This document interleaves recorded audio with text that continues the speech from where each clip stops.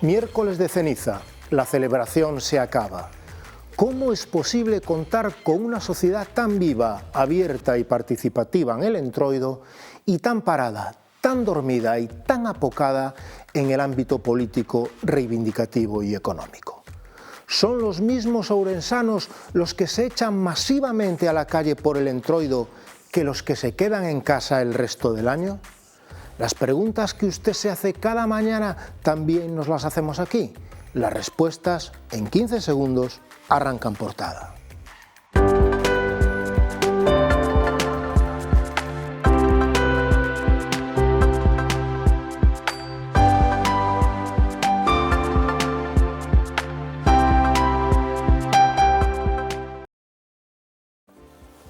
Buenos días, señoras y señores, bienvenidos al programa 2542 de En Portada, un espacio que aborda la actualidad ourensana bajo el prisma, bajo la mirada de nuestros contertulios.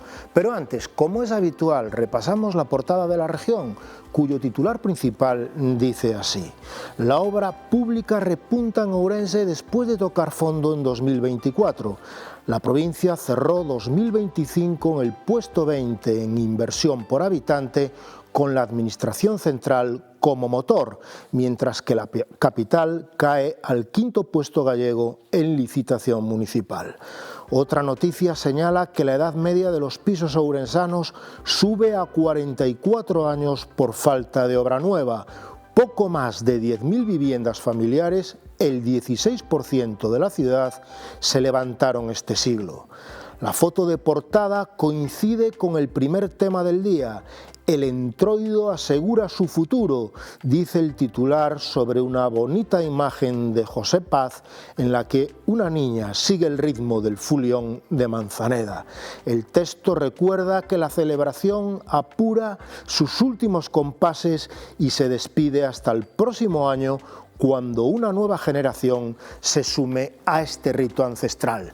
Para analizar este y otros asuntos contamos hoy en este programa con el politólogo y profesor de la U Vigo, David Alvarado. Benvido, David. Grazas, Xaime. Bo día.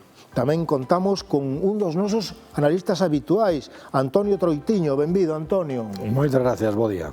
E por último contamos co escritor Marco Valerio Lama. Benvido, Marco. Grazas, Xaime. Sin más demora, arrancamos con el primer tema del día. Miércoles de ceniza, entierro de la sardina, quema del meco. Los excesos del Entroido dan paso a la sobriedad de la Cuaresma y de la Semana Santa. Ni el febrero más lluvioso de los últimos años ha podido con una celebración, el Entroido, que cada año va a más, que resucita nuevas máscaras, que hace vibrar a una provincia entera, que es un ejemplo de participación ciudadana al que se suman todas las generaciones, desde las pequeñas a las mayores, que mezcla tradición y modernidad, sentimiento y transgresión. La pregunta que les traslado a los contertulios y con las que empezamos este programa son las siguientes: ¿cómo es posible contar con una sociedad tan viva, tan abierta, tan participativa en el Entroido y tan parada, tan dormida, tan apocada en el ámbito político, reivindicativo e incluso económico el resto del año? David Alvarado.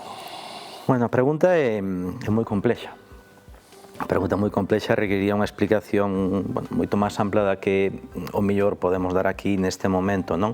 Estamos diante dun episodio nomeado de participación selectiva, efectivamente, porque a sociedade civil ourensana participa masivamente neste tipo de eventos, pero cando hai algo que toca o político, o problemático, o que realmente nos afecta ao noso cotiá, ese grao de participación non é tan elevado. Bueno, varias pistas de explicación que se me ocorren.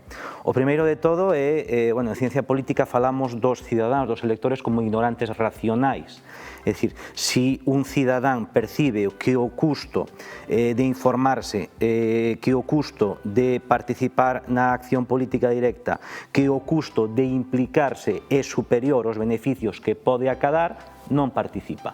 non é que non lle preocupe o problema, é que fai un cálculo custo-beneficio e decide racionalmente manterse nese estado de ignorancia e non participar. Un segundo motivo que se me ocorre pode ser a deslegitimación do político. E non hai máis que ver pois a fauna que temos nesta cidade, quen nos goberna, o tipo de debate que está en liza, o tipo de motivos, argumentos, se lle pode chamar así, contraargumentos, é dicir, ningún interese de mesturarnos con eso que lle chaman política. Outro argumento pode ser evitar o conflito. É dicir, a política é conflictiva per se. Nas familias, cando temos unha reunión familiar, acabamos sempre falando de política, acabamos discutindo, imaginadevos con alguén que non é da nosa familia ata onde poderíamos chegar en un ambiente festivo, pois a política deixase dun lado, da igual que sexas de esquerda, de dereita, hai que pasalo ben, entón transcendes esa conflictividade e, bueno, alabás. Ocórreseme tamén a fragmentación dos espazos de representación tradicional. Os partidos políticos non cumplen ca súa función, os sindicatos non cumplen ca súa funcións, as organizacións da sociedade civil non cumplen ca súa función. Parece que funciona mellor pois, as agrupacións lúdico-festivas. Chamábame un pouco a atención, non? No desfile de Entroido do domingo en Ourense, a agrupación que ganou a do Irixo, hai tanta xente no Irixo. É dicir, pensaba, se hai un partido político que consigue pois, infiltrar esa agrupación, pois ten as eleccións ganadas, non? Parece que hai outro tipo de formas de representación novas que evolucionaron, que teñen bastante máis éxito que as formas de representación tradicional. Entón, o que temos ao final, pois eso, diante dunha sociedade civil anémica fronte á política tradicional, pois temos novas formas de participación, o mellor menos políticas en apariencia, pero igual de efectivas, temos unha participación selectiva da xente, e, bueno, un claro exemplo aquí neste último Entroido que tivemos na cidade. Troitiño. Non lle vou discutir a David a súa formación política e, por tanto, todos os argumentos que deu dounos por vos e voume ocupar do episodio seguinte. A primeira cuestión que me parece importante analizar é que significa a xestión política de casi todo, incluído o Entroido.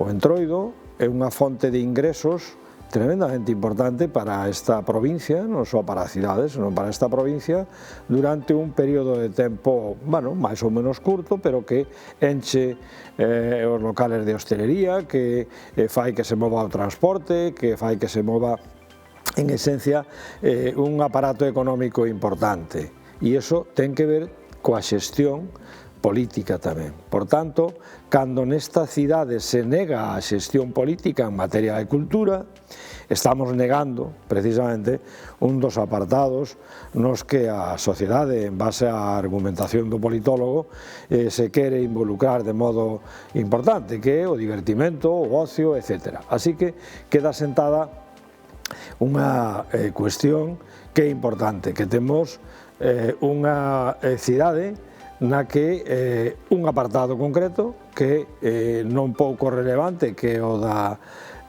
cultura, está desaparecido. Sabemos que queremos convertir en tabernas os museos, que a cultura consiste en subirse a plataforma dunha orquesta e vociferar, decir improperios, etc. etc. Por tanto, un eido importante, que para o análisis da xestión, a cultura é un apartado moi relevante que, desgraciadamente, nesta cidade está desaparecido. A seguinte cuestión que me parece que transcende en relación co titular da región de hoxe é o da inversión económica nesta provincia. Non sei se o tocamos neste apartado ou se queres tocalo no seguinte, pero si neste apartado entra perfectamente, como non hai por parte do alcalde especialmente, pinda que tamén por parte da institución provincial, tampouco é que vayamos moi folgados, pero non hai absolutamente ningunha capacidade de xestión. E xestionar os fondos propios é importante, pero é moito máis importante atraer fondos alleos. Se vostede é un representante institucional que sae nos telediarios insultando, que ten unha condena do Supremo por acoso á xefa da policía, que ten outra sentencia por acoso ao interventor, que hai causas abertas por acoso a máis funcionarios, que hai unha chea de funcionarios de baixa, que vostede lle di ao representante do BNG que é a peste, que é o peor que hai neste mundo, etc. Agora vostedes entrese nos pantalóns do ministro do ramo en Madrid e a información que ten o alcalde do Concello de Ourense é esta, e vai facer unha xira por Galicia para dicir, vamos a repartir algo de cartos a esta xente. Vostede sentaríase con este home? Sería un atractivo para vostede vir a sentarse con este home? Evidentemente hai que evitalo. Por tanto, temos unha orfandad absoluta de liderazgo a hora de buscar e traer inversións a esta cidade. Podría pensar podría decir, bueno, temos un liderazgo total e absoluto no representante institucional máximo que é o alcalde, pero temos un líder que representa, poñamos, por exemplo, ao Partido Socialista que goberna no Estado e pode facer de interlocutor, ser capaz de traer a un representante do Ministerio de Fomento, poñamos, e estimular un plan de inversións en Ourense. Pero é que o representante político do PSOE, poñamos, por exemplo, está desaparecido, non se lle volveu ver, non se sabe de que color ten o pelo desde o momento mesmo das eleccións. Isto é un escándalo, é dicir, unha persoa que non acude a un solo pleno do Concello de Ourense e que pode con esa ausencia determinar en algúns casos o sentido do voto o que suceda no Concello, pero xa non é só o sentido do voto, senón esa falta de liderazgo, etc. O sea que estamos describindo unha situación de falta de inversión nesta cidade, pero probablemente as razóns haxa que buscalas aquí dentro e non fora. Habría que falar tamén da Xunta, que sendo a administración máis próxima non ten ninguna intervención discriminatoria en favor da única cidade que non ten litoral, etc., senón todo ao contrario. Marco. Bueno, eu vou abundar un pouco nos argumentos que expuxeron os meus compañeiros. Vamos a ver, primeiro destacaría que hai unha característica antropolóxica do ser humano que é o aspecto lúdico, que iso é inherente ao propio ser humano, non? Xa, de feito, hai un refrán que di o que fai falta é xente para cavar na viña, non? Para ir de caña sempre hai voluntarios, non? O que é difícil é atopar xente para traballar, non? Entón, é unha característica propia do ser humano apuntarse a todas as festas, verbenas e todo ese tipo de ir a calquera pequena aldea e ves que incluso unha festiña de nada enseguida se enche de xente e se enche a foro, non? Depois hai ti falabas de se é a mesma sociedade. Bueno, aí apuntando, como ben dixo o Troitiño, isto é unha época de moito turista. É unha época de moito turista. Están os hoteles todos cheos, os pisos turísticos están todos cheos, xente que se move dentro dos diferentes sitios de Xinzo, Berín, Laza, Ourense e tal. Entonces, a xente que está aquí non é exactamente a xente que reside aquí todo o ano, non é? Hai un porcentaxe, non estou capacitado para valoralo, pero vamos a poñer un 10 ou un 15% de xente que a que está nas rúas que non é propia de aquí, non? Son turistas que veñen. Entón, iso tamén nos dá outra das claves. E despois, efectivamente, está o tema político, non? O cariz político que ten esta situación. Claro, aquí hai que falar do equilibrio de poder ou da situación na que están o Concello e a Diputación. Claro, temos unha sociedade que está fragmentada en diferentes grupos, pero unha oposición que realmente non é oposición, porque o PP non pode facer oposición no Concello xa que depende na Deputación do señor alcalde. Por lo tanto, claro, estes xogos de poder reflíctense na sociedade, é dicir, como vas a mobilizar a xente se ti mesmo non podes provocar a caída dese partido porque dependes del en outro sitio. É toda unha situación que temos nesta cidade moi delicada. Entón, aí entra, como ben apuntou tamén Troitiño, o partido que sí que está na oposición nos dous organismos, que sería o Partido Socialista, non? E o Partido Socialista sí que é certo que non está a facer unha oposición con ruído suficiente, ou dá esa sensación. Eu teño máis percepción do BNG, da acción política do BNG no Concello, que do Partido Socialista. E iso, o Partido Socialista en Ourense, durante moito tempo, está dividido en diversas faccións, tuvo moitas escisións, é unha organización que está un pouco feble, non? Isto tamén se extrapola a nivel galego, porque a nivel galego non hai un varón territorial, non hai unha xestora que impoña unha normativa que impoña unha certa rigidez, e entón eu penso que a organización está pagando o pato da debilidade interna que ten a nivel estructural. Entón tampouco ten capacidade de mover as masas e de sacar a xente á rúa. Por lo tanto, todo é, digamos, unha tormenta perfecta, se dan diferentes factores que fomos apuntando entre todos para que esa situación de inacción se perpetúe no tempo.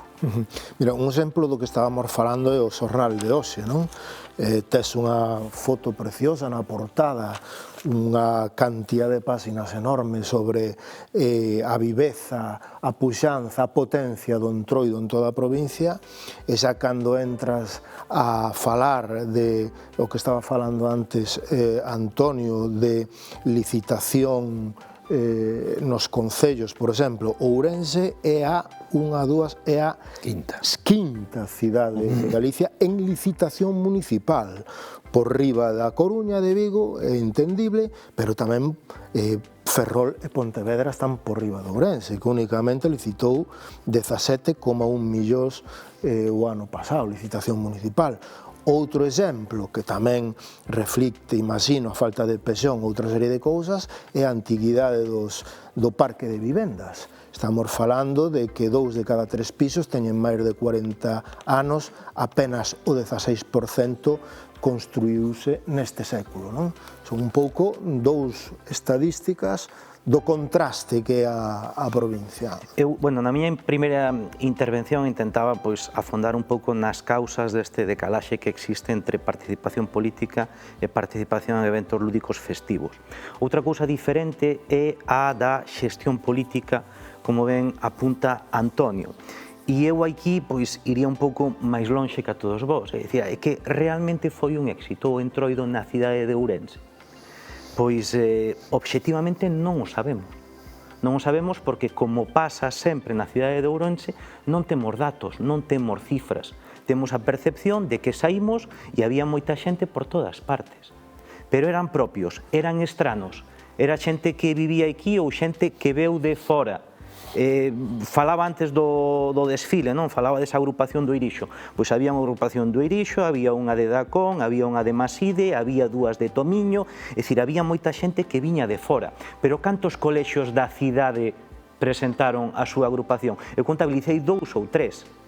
Quere dicir, o Concello non é capaz de mobilizar, de articular todo o tecido de escolas para implicar os alumnos desta cidade no Entroido, para que desde pequeniño vivan a festa. É dicir, o Concello deu sensación de que había, pero realmente non dinamizou nada. Despois, que tipo de espectáculos, de eventos, que fixo o Concello exactamente? Pois fixo moito ruído, deulle cartos ás agrupacións dos barrios para que montaran os seus propios bares, para que tiveran as súas orquestiñas, para facer ruído e ter ali a xente. É realmente o tipo de política cultural que queremos? Canto se investiu en todo eso? E que retorno obtivemos de todo eso? É dicir, faltan datos, falta transparencia, como casi todo en Ourense. Había moita xente, pero foi un éxito o Entroido. Eu, de verdade, faltanme datos, faltanme argumentos para poder dicir si realmente estivo ben ou estivo mal, porque, como sempre, hai opacidade absoluta. Antonio.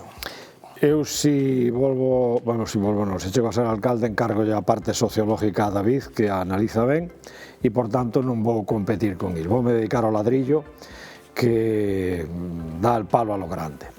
Vamos a ver, estades a falar da vivenda, estamos a falar de que o parque de vivenda de Ourense está embellecido, etc. Pero ten unha explicación ben sinxela, non? Estamos con un plan do ano 86 e, por tanto, non hai ningunha capacidade de facer vivenda.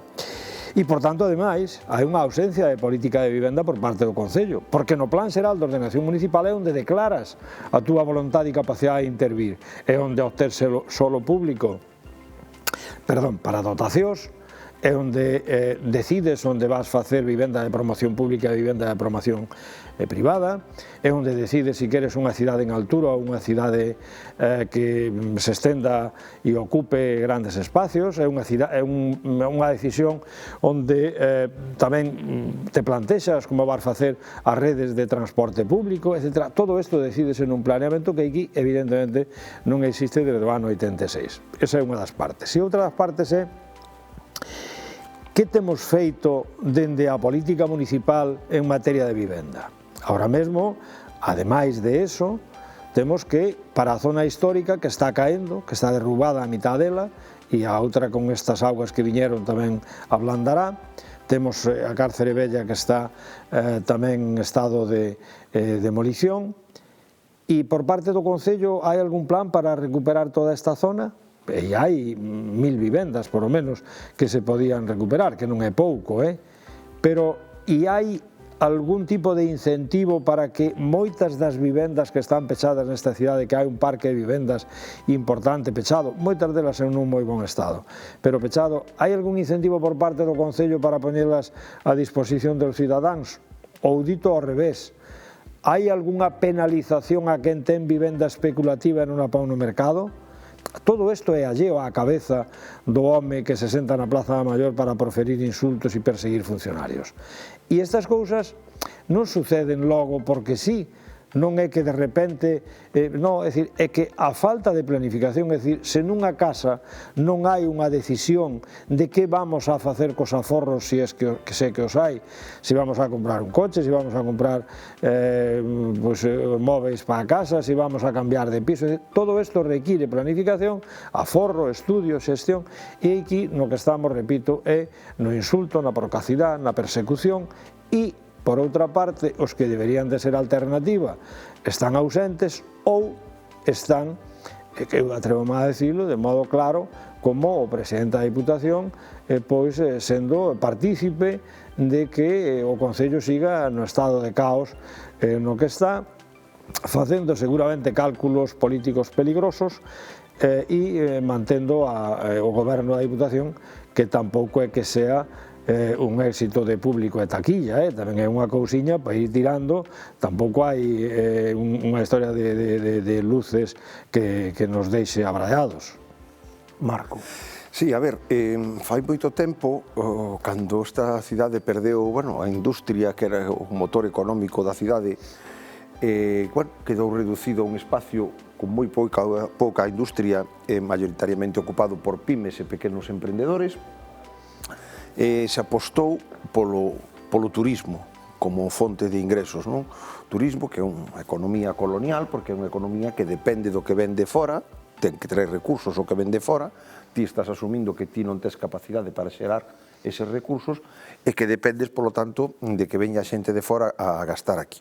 Pero moi ben, unha vez se aposta por eso, se fai unha aposta polo desenvolvemento termal, é unha cousa que xa que non temos litoral, que é única a nivel turístico e que podía aportar moitísimo valor á cidade. Pero isto levouse a un estado de abandono total e absoluto. A un estado de abandono moi grande, non? Porque vemos, por exemplo, a Xabasqueira acaba de reabrir agora despois de moitos anos, pero ali está as pozas de Baimón, sigue quemado desde fai non sei quanto, o grau de mantenimento das cousas é, bueno, irrisorio, incluso na zona de Outariz sigue pechado aquel bar, que era o pequeño chiringuito que podía dar a xente, todo eso. Bueno, non se fixo o aparcamiento, co cual todo o mundo sigue aparcando sin pagar, os turistas non pagan, non deixan cuartos aquí e tal. Pero despois, se afondamos un pouco máis no asunto, vemos que no tema da vivenda, efectivamente ti entras dende Ourense, baixas polo AVE, agora arranxaron a Avenida das Caldas, e a Avenida das Caldas ten unha parte de edificios novos, pero tamén ten ruínas moi visibles, que dan a ollo.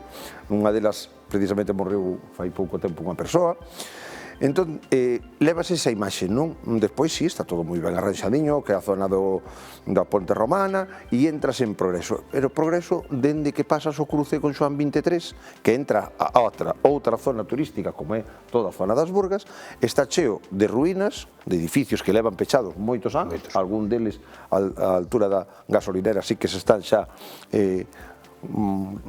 restaurando, non sei a palabra, pero moitos deles siguen en estado de completa ruína. E depois chegamos a onde está a Alameda. A Alameda está ocupada pola Plaza de Bastos de non sei cantos anos, 5, 6 anos que leva eso así, non sei.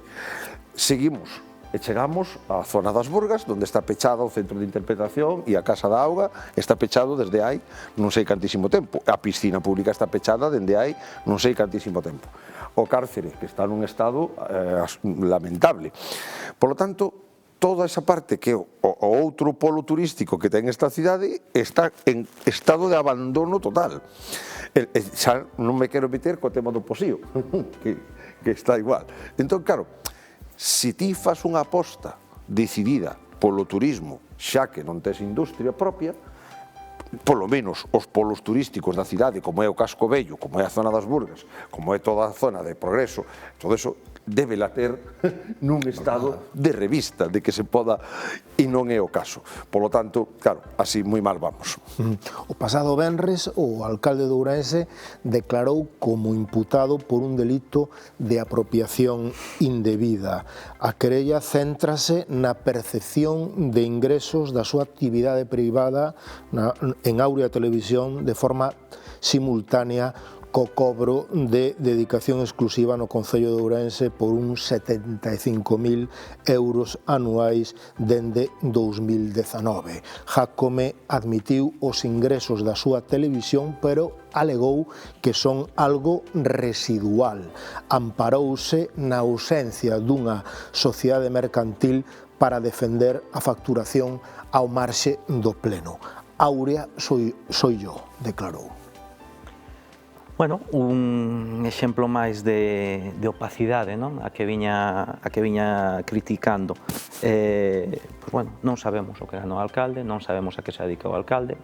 Teño defendido en máis dunha ocasión que a acción política, o traballo político ten que estar ben remunerado, precisamente para que se centren eses responsables na cousa pública e non teñan que andar ocupándose de temas privados. A lei é clara, se tes un posto de responsabilidade, se tes unha dedicación exclusiva, tes que declarar as túas outras actividades e hai unha autoridade que ten que dirimir se podes ou non podes seguir con elas. Neste caso, o alcalde non o fixo.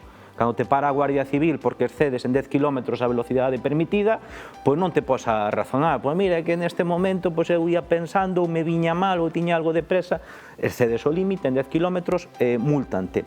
Quería poñer tamén o foco de atención na instrumentalización política que o alcalde fai de todas estas cousas, porque todo lle serve para o seu espectáculo e todo lle serve para alimentar a súa base de siareiros, non? Como pois, bueno, finca ese marco de agravio sempre, non? Ele é unha víctima, ele é o ofendido, é víctima da persecución das autoridades, é víctima da persecución de certos medios de comunicación que lle queren mal. Segundo elemento distintivo destes marcos do alcalde, os responsables. El nunca é responsable. Responsable, neste caso, pois son os funcionarios do Concello que non lle terían dito, non, vostede ten que coñecer a lei, como cando te para a Guardia Civil, non, é que eu non sabía que o límite era 80, da igual, vostede infrinxiu a lei, a vostede o multamos. E despois, todo isto sempre o inviste dun certo halo de épica, non? Ese pois empresario que se fixo a si mesmo, ese autónomo que intenta ganarse a vida como se Jácome fora un máis, como se Jácome fora un máis deses traballadores que en Ourense pois loitan todos os días por chegar a final de mes. Non, Jácome non é un máis, é un privilexiado, é un fillo dunha familia da élite desta cidade que se traviste do que non é. Exactamente, non? Pero, bueno, tamén é interesante ver como instrumentaliza ata este tipo de causas para sacar, para obter réditos políticos. Antonio. Breve, porque non nos queda tempo. Eu creo que o que hai é que poñer aos cidadáns e ao Partido Popular frente ao espello do que pasa nesta cidade. hai moi pouco tempo desfilaron por moitísimo menos todos os membros do PSOE e do BNG por o xulgado. Ningún diles foi condenado, pero todos estaban inhabilitados políticamente a ollos dos seus propios partidos, a ollo do Partido Popular e a ollos dos ciudadanos. Curiosamente, neste caso, timos sentencias tan graves como sentencias por acoso, temos que ten que ser un particular quen denuncie ao alcalde por exercicio ilexítimo desta función que di residual con moitos miles de euros polo medio e, mentres tanto, o Partido Popular permanece impasivo, Jácome sigue gobernando e a cidadanía tampouco parece extremadamente preocupada, tamén parece que está vivindo como na época en que cambiaron o bulleiro por o cemento e un punto de luz e iso era suficiente para un voto. Si esta é a cidadanía que timos e si este é o Partido Popular que queremos para axudar a sacar adiante esta cidade, eu creo que o panorama non pinta moi halagüeño. Marco.